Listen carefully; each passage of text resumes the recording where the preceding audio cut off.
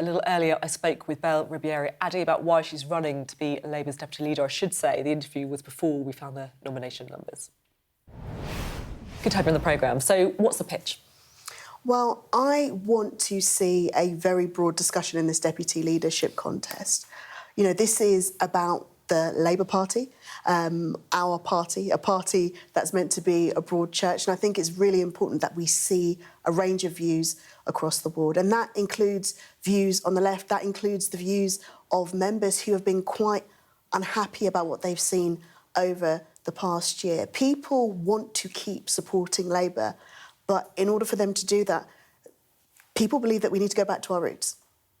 So it's quite a short contest, I think that's fair to say. That's it's also underestimating. There's quite a high threshold to get on the ballot as well. I mean, like, you must be speaking to MPs and doing the maths. You need 80 nominations. I do need 80 nominations. And, you know, I think in the past few years that the threshold has doubled, which is problematic in my view, because the ultimate vote is the members.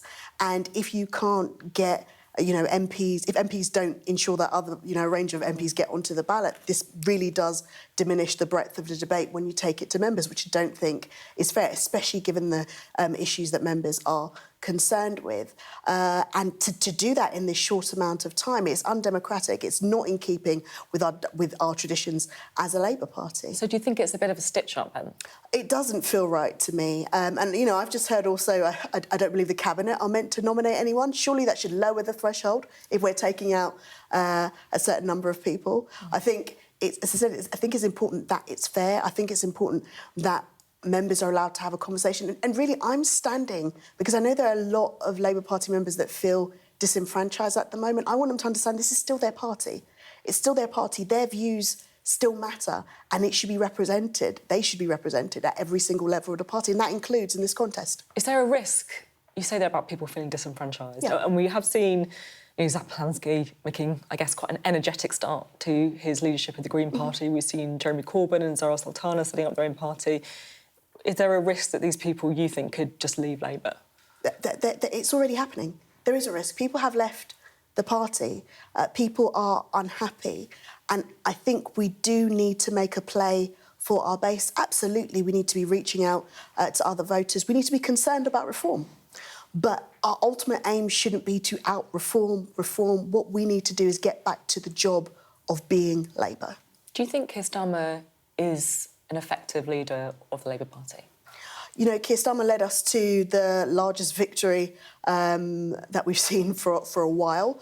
However, it was the lowest vote share. So, you know, there are pluses and there are minuses in that situation.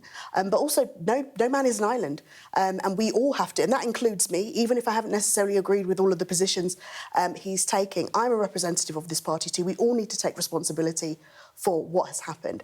And this is one of the reasons why I put myself forward, because in taking that responsibility, I'm trying to make sure that views across the party are represented and that we're having a proper discussion. And, you know, dissent doesn't have to mean disloyalty. Discussion doesn't have to mean disloyalty. I guess what number 10 would also say is divided parties don't win elections. They might want a more loyalist deputy, right? The thing is, what is a more loyalist deputy? I don't think I'm a disloyal... Well, there's a few of them I could probably point to on the ballot paper, no? Do you know what? That's very interesting, because I think the idea that for someone to be loyal, they have to agree with you all the time is completely wrong. I mean, I think about a family. I think of the Labour Party as a family. You can have as many debates within your family as possible. Doesn't mean just because you have differing opinions, you're disloyal. It's about what you're willing to do when it comes to it. And I am the type of person that is willing to work to keep members in the Labour Party. And I think that should mean more than anything. The other thing I wanted to say is it feels like we're getting an all-woman shortlist. But at the same time, like, some of the candidates are almost being spoken about just via their relationship with a kind of man in the shadows, like Keir Starmer or Andy Burnham, saying they're like a proxy for them. I mean, is this like, you know, the most Labour thing ever?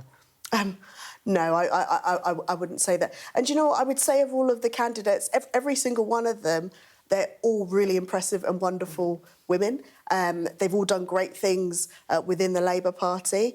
And, you know, I think they can stand on their own. I just think there should be a broader range of candidates, and that's what it is. And I'm really disappointed if people are talking about them in the shadow of men, because they can probably quite rightfully stand on their own accomplishments. Great to talk, as always. Thank you very much, Belle.